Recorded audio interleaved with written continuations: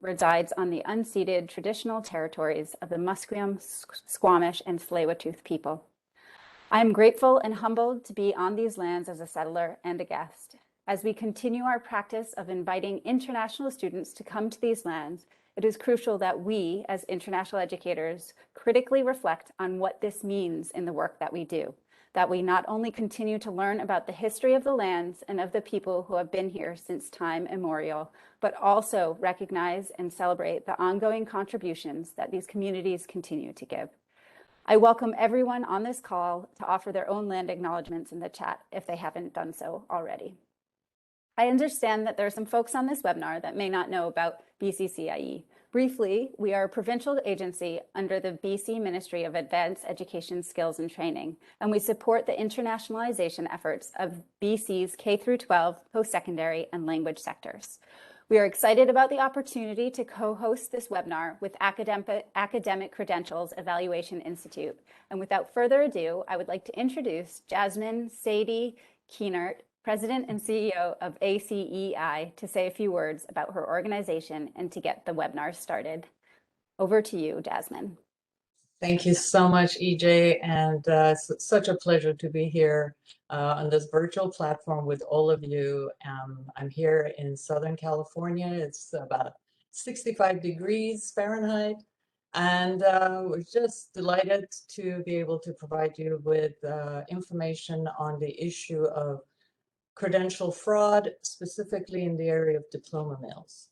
I represent the Academic Credentials Evaluation Institute. We're based in Los Angeles, California. I'm joined here today by my colleague, one of our senior credential evaluators, Zina Rumleanscaia, who will be assisting me with this presentation. We are a credential evaluation service that provides the international credential evaluations to U.S. colleges and universities and those institutions overseas who are interested in understanding the comparability of an educational program against their program. Before we begin, I too would like to provide the land acknowledgement for where we are located here in the Los Angeles Basin. We acknowledge that the Academic Credentials Evaluation Institute is included in the region of the ancestral and traditional lands of the Gabrielino-Tongva people, who historically inhabited the Los Angeles Basin area. The word Tongva means the world, or people of the earth. The Tongva people lived and cultivated the land for thousands of years before the arrival of the Spanish settlers in the mid-1500s. It was until 1994 that the state of California formally recognized the Gabrielino Tongva people under state law. They still have not been granted federal land rights by the federal government. We honor their connection to this region, and we give thanks to the opportunity to live and work and learn on their traditional homeland. Let's take a moment to pay respect to their elders and to all Gabrielino Tongva people, past and present. Thank you. And before we begin, I would like to let you know that this presentation is being recorded and a link to the recording, including the slides, will be emailed to you shortly after. We have much to cover, but plan to leave some time before closing for your questions. Please type your questions in the chat, and for the duration of this presentation, the audience will be on mute. Thank you, and let's begin. Zina.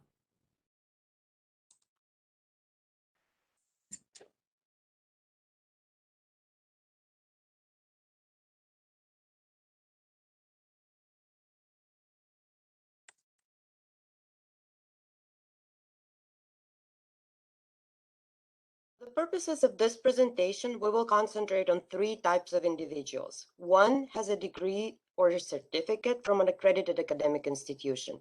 The second one has a degree or certificate from a diploma mill. And the third one and the last one has a forged certificate or a degree. Now let us take a look at terms and definitions that we will use throughout this presentation. Accreditation is review of the quality of higher education institutions and programs. Higher education accreditation is a type of quality assurance process under which services and operations of post-secondary educational institutions or their programs are evaluated to determine if applicable standards are met. If standards are met, accredited status is granted by the agency, which is usually an impartial third-party entity. In most countries around the world, the function of educational accreditation for higher education is conducted by a government organization, such as a Ministry of Education. In Canada, the term university refers to academic institutions that are regulated by provincial legislation, but they are autonomous in terms of academic matters, such as quality of programs, instructors, and policies and procedures. Distinct from colleges, which grant diplomas, universities in Canada are defined as degree-granting institutions that provide bachelor's, master's, and doctoral degrees. In the United States, however, the quality assurance process is independent of the government and is performed by private agencies. When we talk about credential and institutional fraud, we distinguish the following types. Tampering, which is altering an existing document. By forgery, we mean creating a document from scratch to look like a real document from a real institution. We also need to mention that sometimes fraud originates from within the educational institution. Also, a fraudulent credential can be provided by a service for a fee, and there are multiple services online under various names, such as replacement service, replica service, novelty degrees that provide those. Now we will look at samples of such fraudulent credentials. This is an example of a service that provides the so-called replacement and novelty diplomas. The website is called Realistic Looking Diplomas.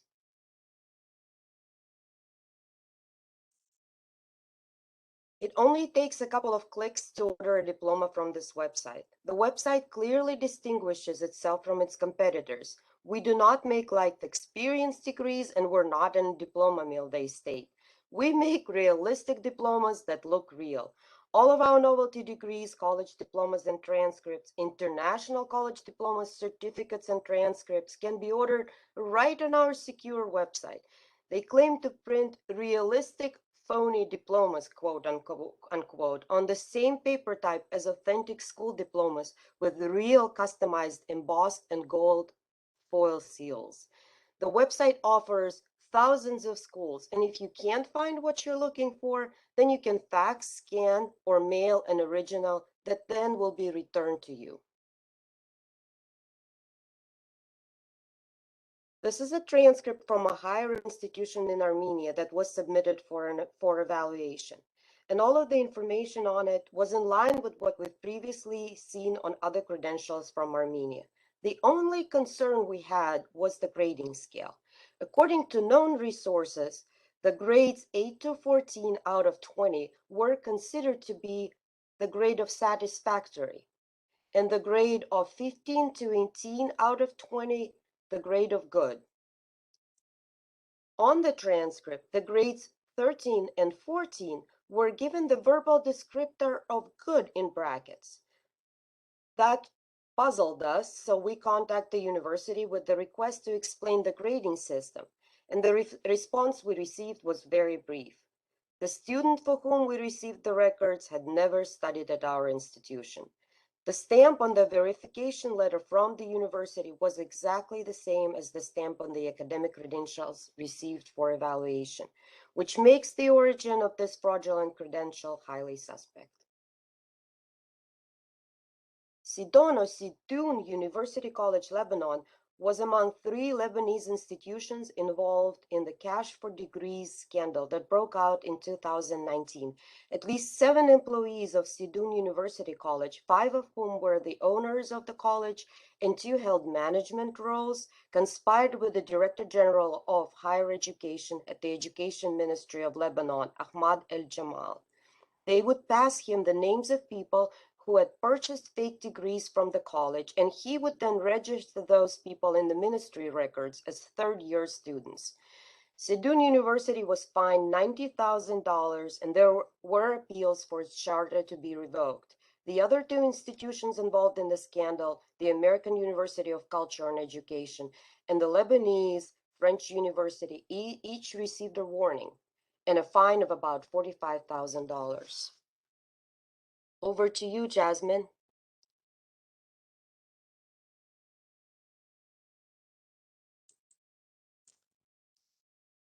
Thank you so much for that, Zina. And as Zina touched on this, we have a number of variations of how fraud represents itself. She just covered fraud in terms of credentials that represent legitimate institutions, but somehow have been tampered, altered, either by the individual or by a third party for fees. Now we're going to focus on the actual problem of entities that claim to be academic institutions but have absolutely no legitimacy. And the nomenclature for that is a diploma mill. A diploma mill is an entity that offers, for a fee, degrees, diplomas, or certificates that may be used to represent to the general public that the individual possessing such a degree or certificate or a diploma has completed a program of post-secondary education or training. A diploma mill does not require completion of any coursework to obtain the degree, diploma, or certificate and lacks accreditation or official recognition to be a degree-granting institution. Diploma mills often have names very similar to well-known recognized schools and universities. For example, we've seen diploma mills calling themselves Stanford University, kind of playing on the word, the name Stanford University. We've had some that even misspell instead of saying, to look like McGill University is McGill University. So they're very clever, sometimes sloppy, but they will use these tactics to misrepresent themselves. Some diploma mill operations are large fraud rings that also produce other types of fraudulent documents, such as driver's licenses, passports, vaccination cards, birth certificates, and other identification documents. They also offer many associated student services, including transcript verification, foreign credential evaluation, even membership in so-called alumni association, which are all fake. This is a website for a known diploma mill. The name of this institution is the California South University. It's based in Irvine, California. So if you look at the website on first sight, you're thinking, well, this looks okay, but look at the URL, http calsu.us. They typically miss that edu. That's one clue to be aware of when we're looking at websites of institutions to ensure if they are legitimate or not. And we'll get more into detail about how to detect them in a little bit later in the presentation. Here we take a look at California South University's website. We went to the page where it's the icon that says notable people. So we clicked on that and this page opens and they list about 8 of their notable people who are affiliated with the university. On this list, we see the image of Professor Dr. Kenneth Brisham, who is titled to be the full distinguished professor in academic tenure of law. But if you look at the photo of this individual, right behind the image is the word Jeb. This is a photograph of former governor of Florida, Jeb Bush. So this is a classic example of how a diploma mill will copy and paste content from legitimate websites and even screen grab images from internet to populate their site with photos of alleged faculty and administrators, all of which are fake. California South University we found has a London, England address and its IP location in Germany. All red flags. So we have diploma mills, but now we also have accreditation mills. An accreditation mill is an organization that claims to award educational accreditation to higher education institutions without having government authority or recognition from mainstream academia to operate as an accreditor. Implicit in the terminology is the assumption that the mill has low standards or no standards for such accreditation. Accreditation mills are much like diploma mills, and in many cases are closely associated with the diploma mill. The accreditation they supply has no legal or academic value, but is used by a diploma mill in its marketing to help attract prospective students. There was a time that diploma mills would use claims of accreditation as unnecessary. They would even speak disparagingly of accreditation. If we would look at their websites, and there would be page after page dedicated to why they are not accredited and why accreditation is useless and has no value. But I think over time they've recognized that accreditation does have value, and they need to have some semblance of legitimacy for their illegitimate activities. So they have created a companion, which is the accreditation mill. According to the Council for Higher Education Accreditation, CHIA here in the United States, an accreditation mill is one that allows accreditation to be purchased, allows institutions to attain accredited status in a very short period of time, does not conduct site visits, and does not conduct interviews of key personnel as part of its accreditation process. It grants permanent accreditation with no requirement for later periodic reviews, has a name very similar to the name of a recognized accrediting organization, publishes few or no standards for quality, publishes claims for which there is no evidence, does not reveal its location, and some share the same URL as the institution they have accredited. And here's a sample website of an accreditation mill called the Association for Online Academic Excellence. And when you look at their list of their so-called accredited members, it's a litany of all the nefarious diploma mills.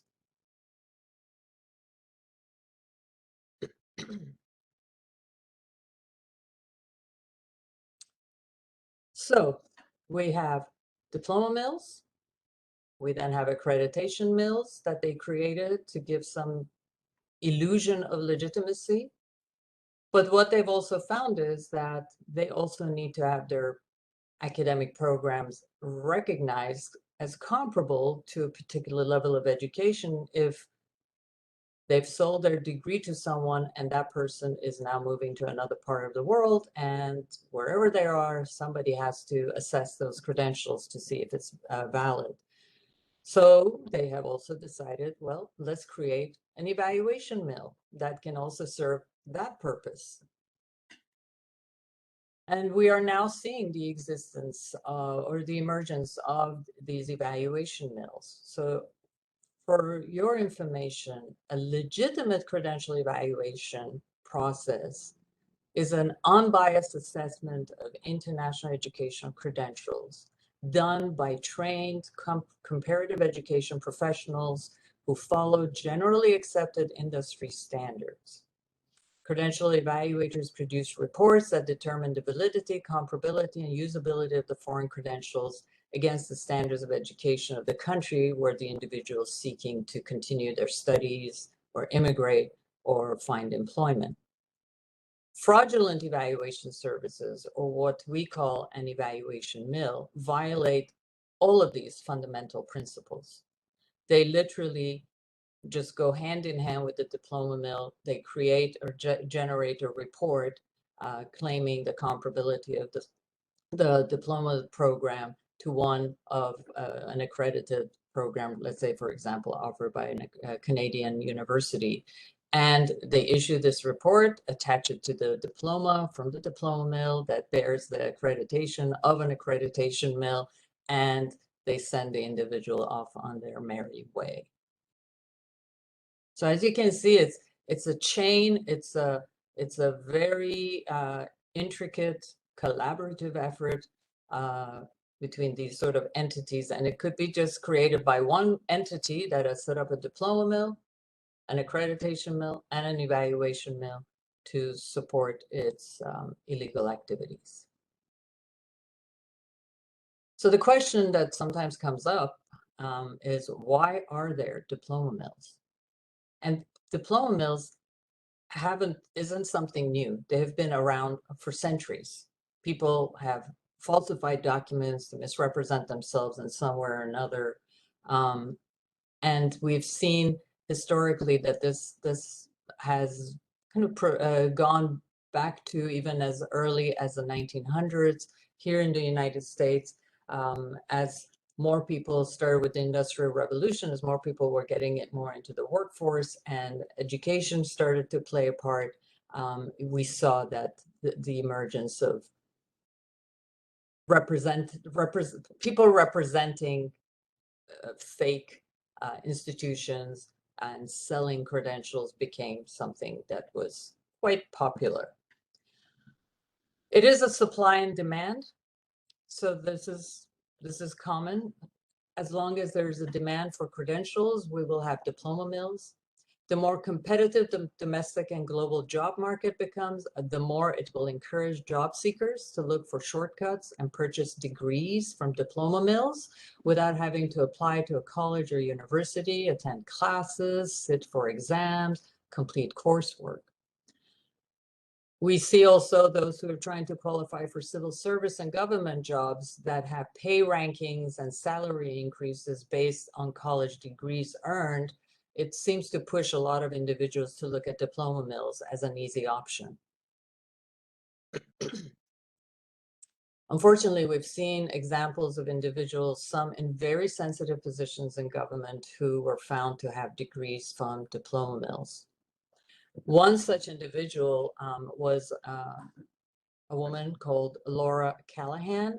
She held a number of positions of increasing stature over the years, including as Deputy Chief Information Officer at the U.S. Department of Homeland Security.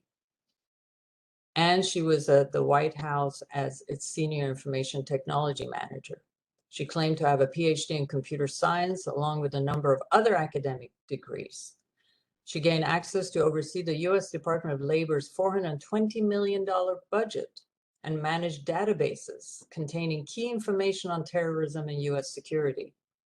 In 2003, it came to light that all of Callahan's academic credentials, her bachelor, master, and PhD, were fabricated with the help of a diploma mill, formerly located in Wyoming under the name of Hamilton University.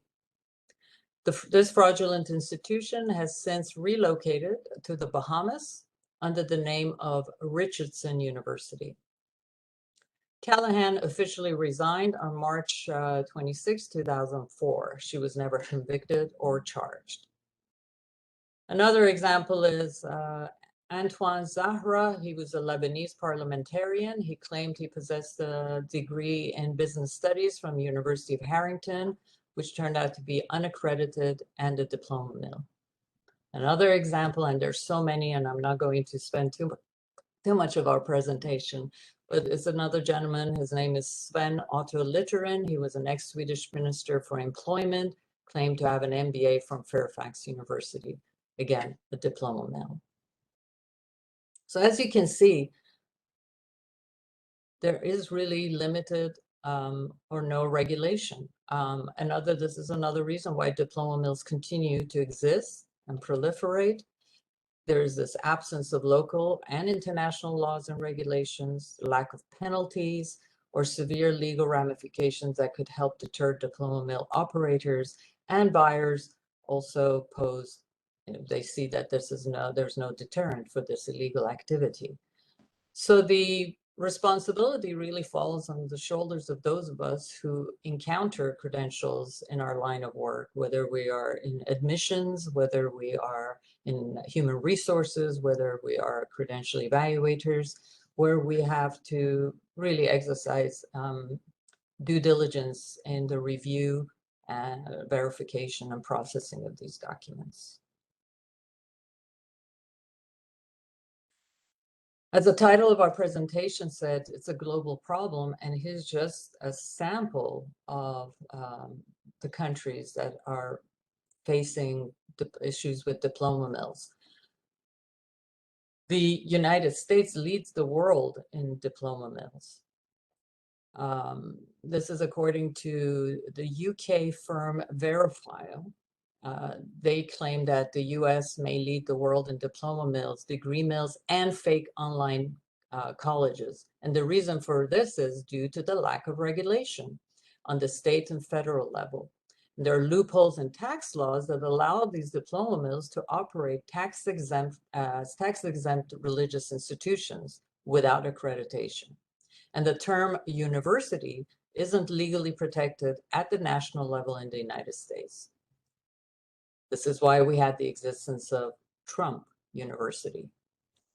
And as you can see, United Kingdom is the #1 hub in Europe for diploma mills.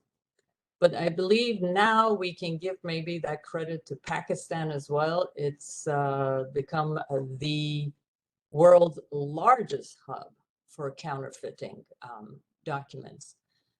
We will get more into the issue with Pakistan, but just a brief overview is that in 2015, the New York Times did an investigative report that revealed the largest diploma mill operation in Pakistan, known as ACT, A-X-A-C-T.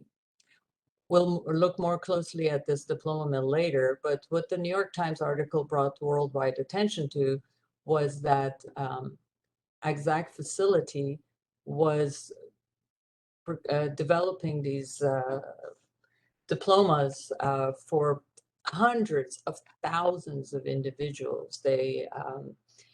They were also set up to start a news broadcasting system. So by virtue of kind of setting up this diploma ring, they were also trying to become the next, let's say, CNN or Al Jazeera for Pakistan.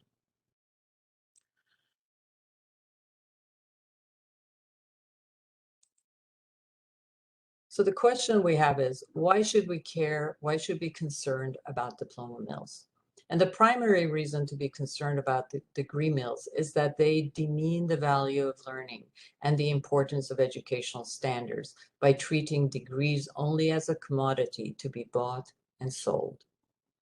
However, there are other reasons as well. In some cases, degree mills defraud individuals who are misled by the promises of the alleged school that the degree they earned from that school will have some value. Individuals with bogus degrees also present a danger to the public. This is particularly true of those who receive bogus credentials in fields where they could present a threat to health, safety, or well-being. A while ago, I was invited to be an expert witness on a legal case where the prosecutor wanted to prove that the individual had claimed to have false credentials, claimed to be a psychotherapist, and had treated a number of people. And it turned out, based on the assistance that I provided, that the individual's credentials were all from a diploma mill, and it claimed to have a doctorate degree. So this is how it can be incredibly dangerous and a threat to individuals' health and security. A quick look at the degree mills advertising on the internet shows that the degree mills offer degrees in fields such as nursing, nutrition, electrician, mechanical engineering, biochemistry, accounting, law. These are all professional programs, many of which require professional licenses. And let me also add that they will also falsify professional license certification. Degree mills are unfair to the millions of individuals who have worked hard to earn legitimate degrees. So this is another factor that poses a great danger to us. So now we will move on to the techniques of how we could be good detectives on how to spot a diploma mill, and I will allow Zina to take over. Let's look at the red flags that you need to pay attention to when you're reviewing documents and investigating an institution that has issued the documents. The website of a diploma mill looks like a shopping cart or an online store. The website URL usually ends with a .net, .com, and not .edu. The diploma mills share the same IP and physical addresses with other bogus university. The diploma mill claims to be accredited, and the accreditation board has the same address as the diploma mill. The diploma mill claims accreditation by a so-called accreditation body in another country or a micronation other than the country where it's based or registered to operate. Its website is littered with ads by other online vendors. Again, it either claims accreditation from an accreditation mill or goes to great lengths to explain why it doesn't need to have accreditation and write disparagingly about it. It uses a name that is similar to that of a legitimate, respected institution. For example, a diploma mill will call itself Stanford University, and which you may mistake for Stanford University, or McGill, not to be confused with McGill University. The diploma mill does not have any entrance requirements, offers no coursework or instruction, either online or in class, conducts no final examination to assess learning. There are minimum required timelines to complete a course or program, and the degree is issued in a very short period of time, or at the time when the fees for the diploma is paid. Some diploma mills websites provide a shopping cart, and you can pick and choose a la carte the type of diploma you want, field of study, date of graduation, so on and so forth, including the supporting services, such as verification in case an employer calls to verify the degree. And another red flag is pushy salespeople contacting prospective customers daily with aggressive spam and advertising. This is how Professor George Collin at the University of Illinois became aware of the St. Regis University in Iberia, a notorious diploma mill, which we will discuss in more detail later. Now over to you, Jasmin.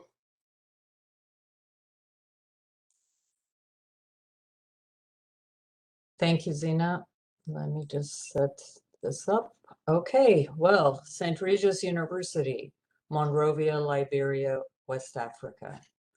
This is, I think, was one of the first largest fraud rings that was uncovered, but it took a while, and it took some diligent work by Professor George Collin, as Zina mentioned, who was contacted by one of their sales agents as to, would you be interested in purchasing a degree, and contacting university professor.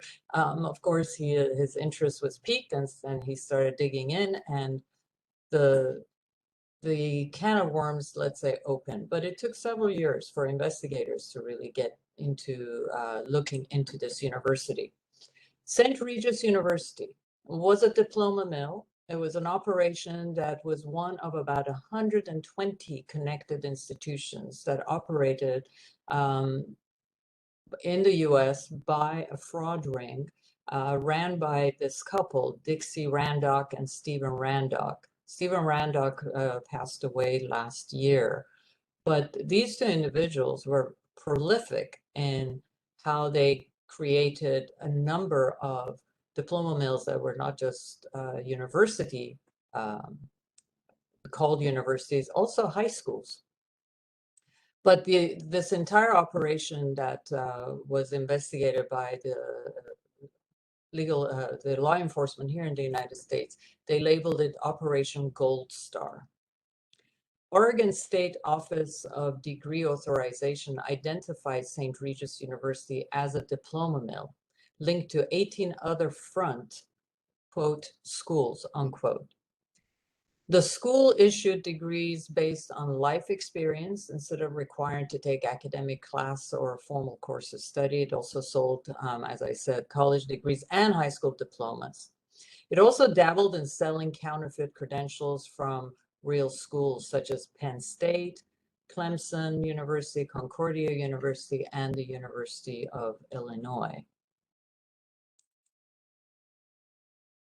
So according to court documents cited in an article published by the Chronicle of Higher Education on March 22nd, 2006, the operation of St. Regis University, the operators of St. Regis University bribed Liberian officials in the Ministry of Education and the Foreign Office to gain recognition for their bogus credentials. And we see this sort of money laundering and bribe strategy continue. The couple that we mentioned, the Randocks, were very aggressive with their approach. They took advantage of an impoverished country. Liberia had just gone through a horrible civil war, and they took advantage of that situation by bribing several representatives within the Ministry of Education, within the Embassy of Liberia in Washington, D.C.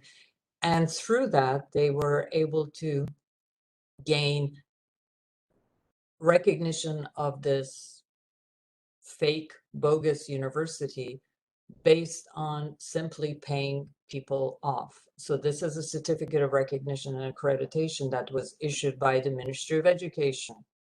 And it just goes on and on.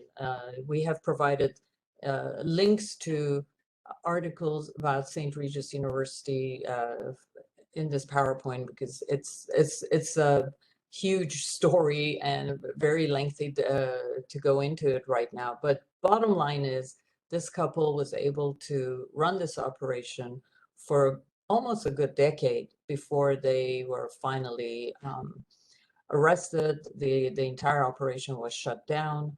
Several people within the Liberian government offices stepped down.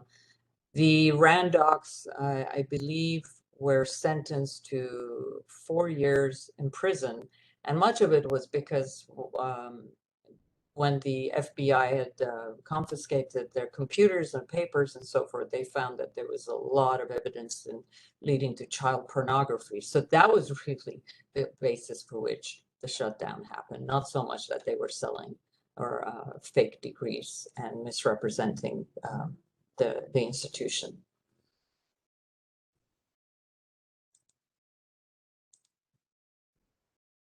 The next entity that we're going to look at is the organization that I mentioned earlier. This is ACEI, based in Karachi, Pakistan. On the left hand of the screen, you will see the building, ACEI. This is their hub. And when the authorities were able to get into the building to make the arrests of the handlers of this organization, they found every floor filled with boxes and boxes of blank diplomas, transcripts, passports. This is, in a way, the factory that is creating all the fraudulent diplomas right now that are circulating around the world. And this operation was really brought into the limelight thanks to an article that was published by New York Times after a very, very deep investigation into how this organization was operating. The article, this is an excerpt from the New York Times article. It says, "Seen from the internet, ACEI appears to be a vast education empire with hundreds of universities and high schools, with elegant names and smiling professors at sun-dappled American campuses. Their websites, glossy and assured, offer online degrees in dozens of disciplines, from nursing to civil engineering, with glowing endorsements from various celebrities, including endorsements from the US State Department bearing the signature of Secretary of State John Kerry. And here's an example of what they did. Falsified John Kerry, recreated letterhead of the US State Department. On the left, you'll see a sample of some of the websites they set up. Berkeley University, fake university, almost sounding like University of California, Berkeley. This entity is literally creating a business for itself that is millions and millions of dollars worth. And even though the chief operator of ACEI, Shoaib Sheikh, along with 22 other individuals from ACEI, were arrested and sentenced to 20 years in prison, I believe they only have served 4 years of their time and were released, and ACEI continues to operate. And they have set up a network, a news network that is called BOL, B-O-L, and it's operating. So again, regulations are light. I think had it not been for the New York Times expose, I don't think the authorities in Pakistan would have taken much action against them, because it is a revenue generating source. And its ties to certain members of the military and certain individuals within the justice system pretty much made it impossible for anyone to go after ACEI until some international attention had brought onto them. And this is, on this page, you will see a sample of one of their many fake degrees. Grandtown University doesn't exist. All right, now I will take it over back to Zina.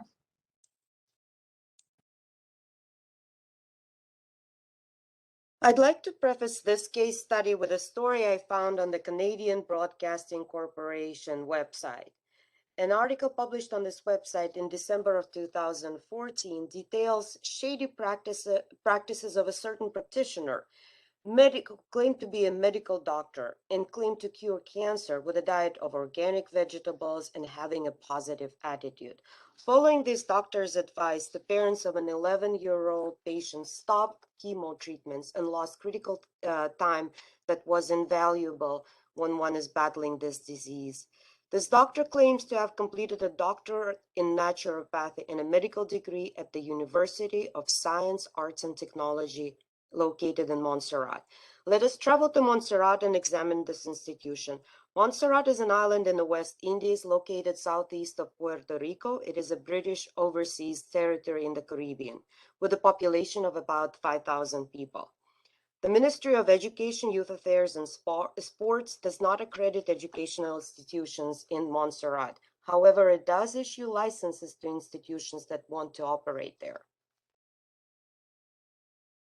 Our office received academic records from the University of Science, Arts, and Technology, Montserrat for evaluation. What we see here is the degree certificate for the Bachelor of Arts in Education, specializing in teaching of English as a second language. The degree was awarded on January 31st, 2020. Remember this date in Ulverston, St. Peter's Parish, Montserrat, British West Indies. It is peculiar that a comma is missing in the university's name on the certificate after the word science. However, it is present on the transcript. The first page of the transcript on the left does not list the date of the student's admission to the university or the years of study. It only lists 8 semesters of study for the total of 4 years of study. It should be noted that the applicant provided the dates of study on the application form, and they were February 2018 to January 2020. How could he possibly have completed 4 years of study in 2 years? He must be one stable genius. Please note that at the bottom of the transcript, second languages are listed, Spanish and American Sign Language, as well as beginner Chinese and Thai. However, no coursework for these languages was listed on the transcript. USAT website claims that its main campus is on the Caribbean island of Montserrat. However, its website also states that it has satellite campuses or offices in Colorado, Florida, Texas, and Kentucky, USA, which are not accredited to operate on the US soil. It also offers classes in London, UK. The website for the University of Science, Arts, and Technology as http://usat.edu. And there were multiple other websites found for this institution that are listed on this slide. The contact phone number for the institution is registered in Clearwater, Florida. The institution's address in Montserrat is a P.O. box. However, the USAT's admissions office is located in Denver, Colorado, USA, and then the administrative address is in Davie, Florida. If you search for these two locations on Google Maps, you will see a street view of a UPS store in the first instance and a private residence in the second one. This is the founder and the president of USAT, Dr. Oriental, per Facebook page for the university. This is a snapshot of the current website for the University of Science, Arts, and Technology.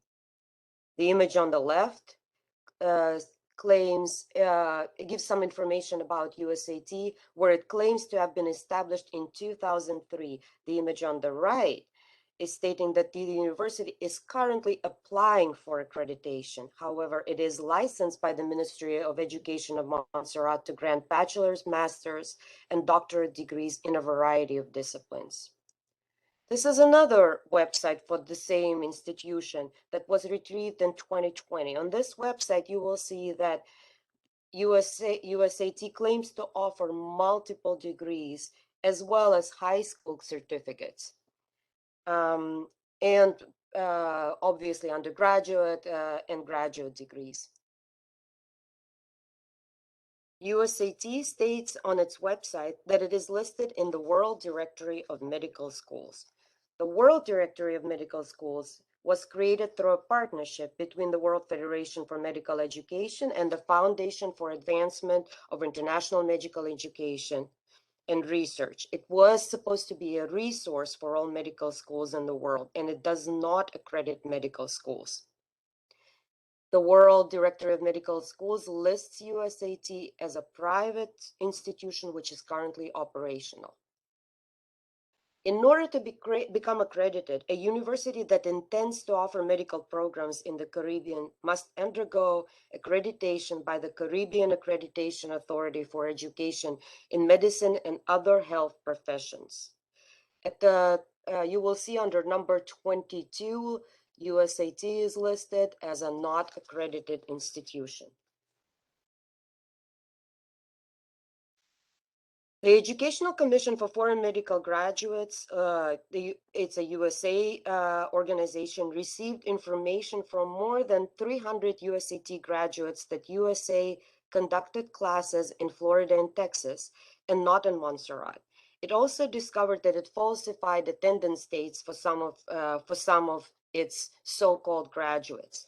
In December of 2018, the Education Commission determined that Oriental, quote, engaged in irregular behavior in connection with providing false information to ECFMG, and ruled that USAT students with a graduation year of 2019 and later were no longer eligible to apply for ECFMG certification, which means that USAT students will not be able to apply to ECFMG to take the US medical licensing examination.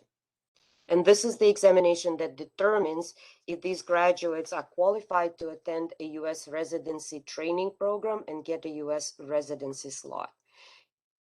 After the ruling of the Educational Commission for Foreign Medical Graduates, the World Directory of Medical Schools added the note about the ruling in red, stating all of the above, and adding that currently students and graduates of USAT are subject to enhanced procedures that must be met in order to be eligible to apply for ECFMG certification services.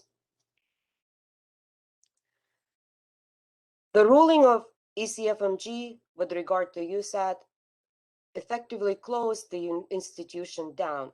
However, the records that we saw were dated 2020.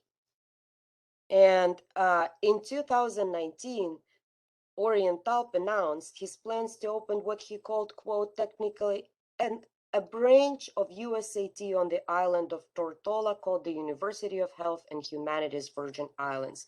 This is the website for this institution.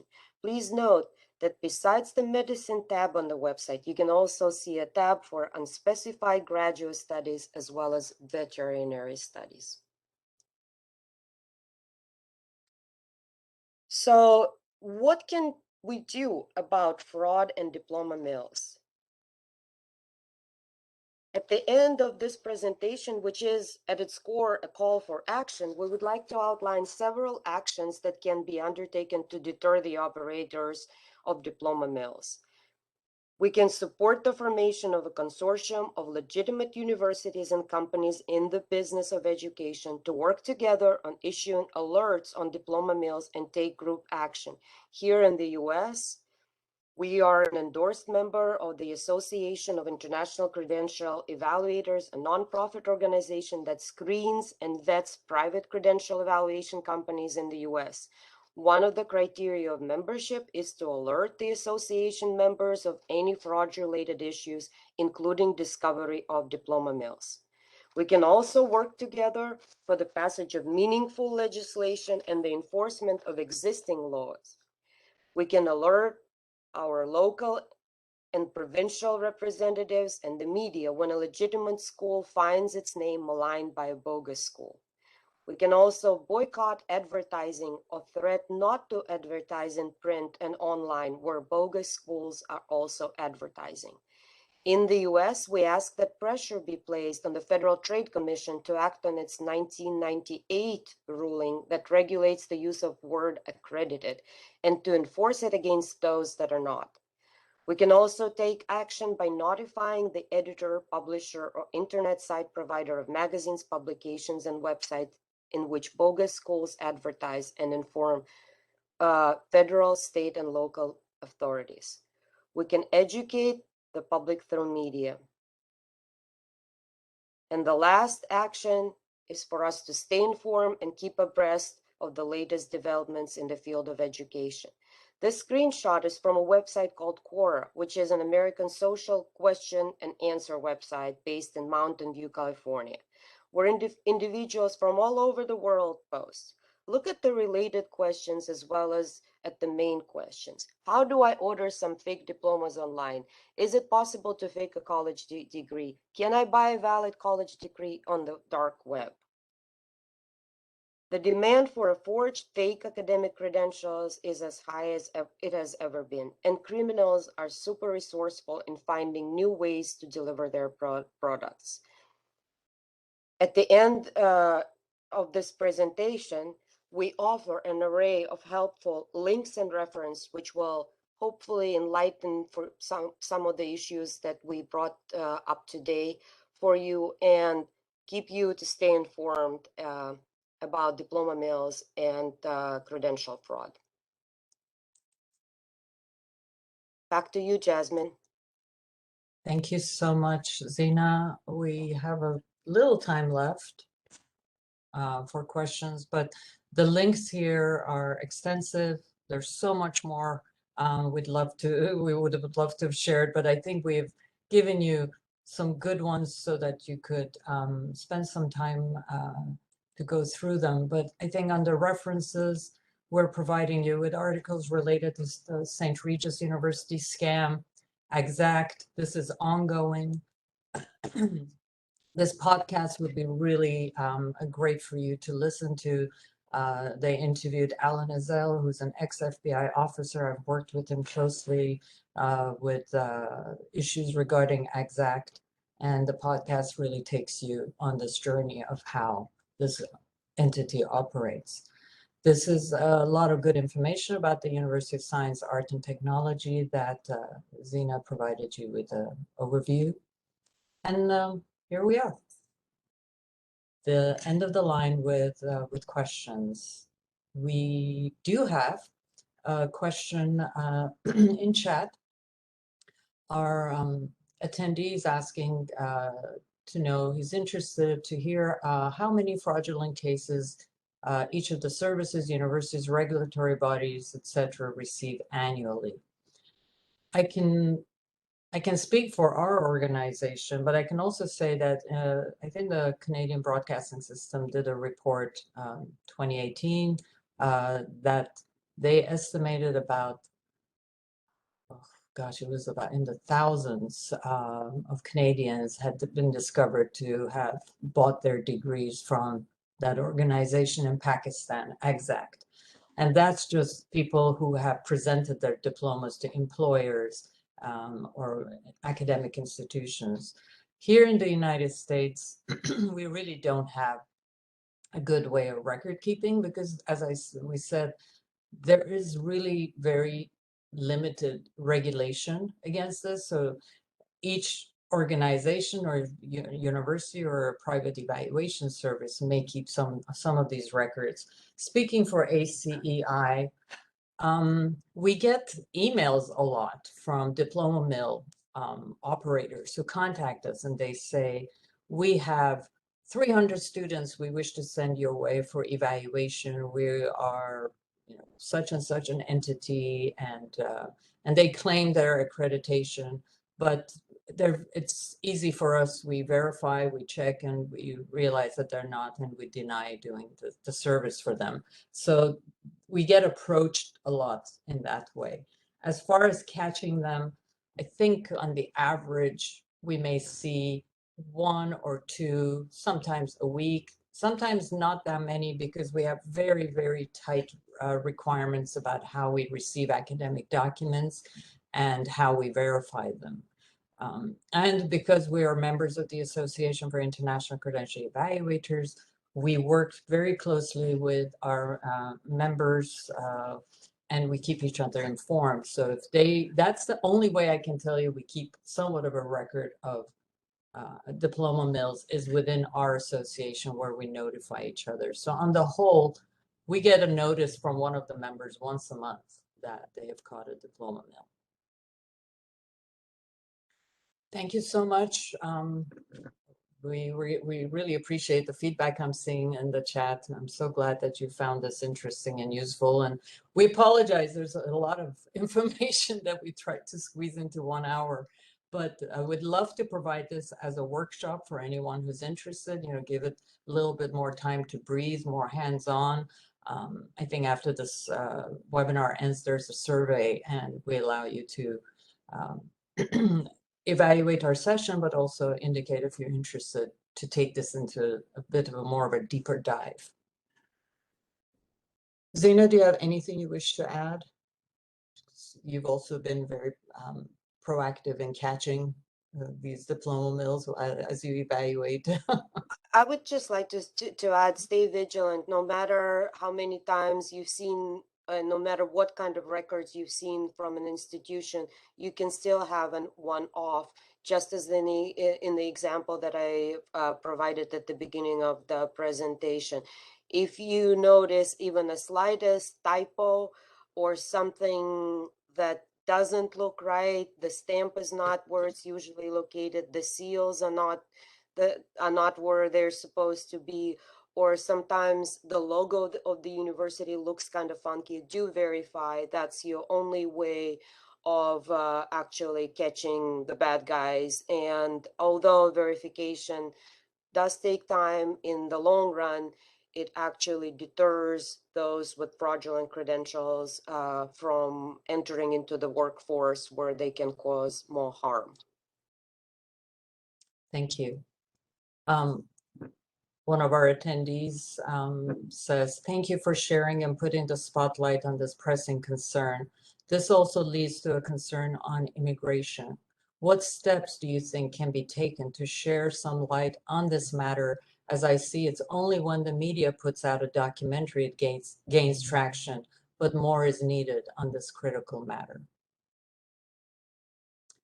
I think the tips that we shared earlier, it really means, it's very much grassroots efforts. That's what I'm seeing here in the US.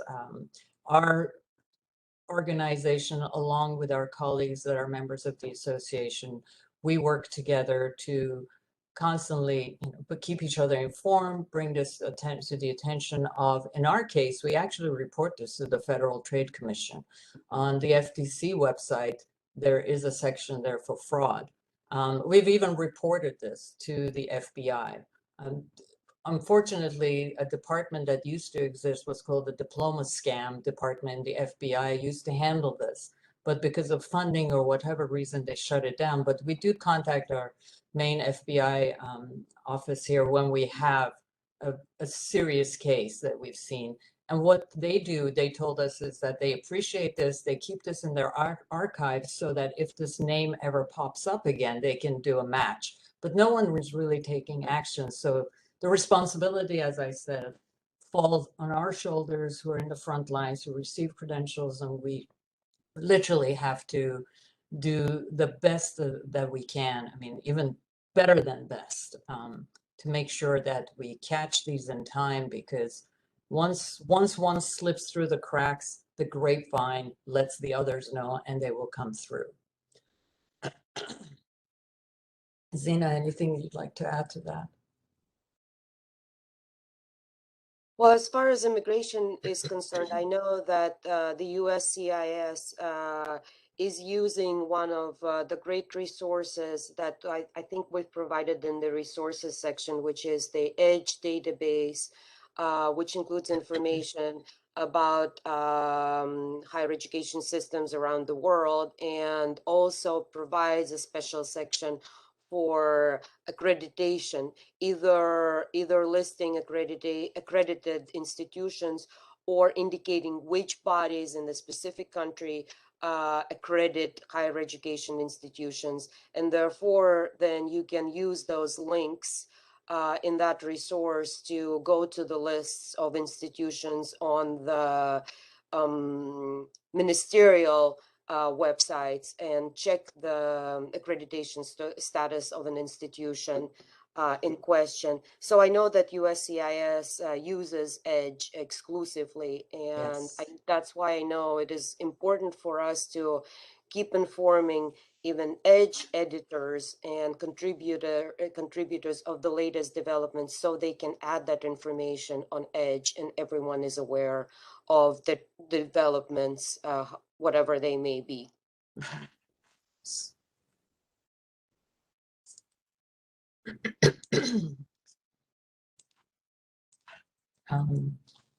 Let's see. Well, I have, there we are. Hi, EJ.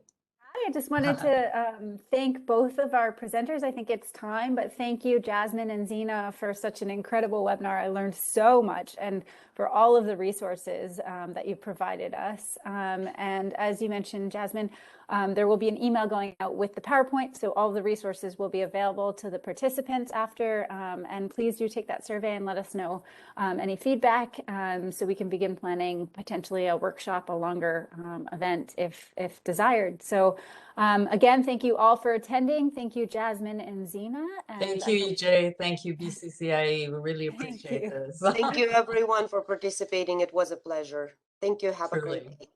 Have a good day, everyone. Thanks. Take care. Bye-bye. Bye. Bye.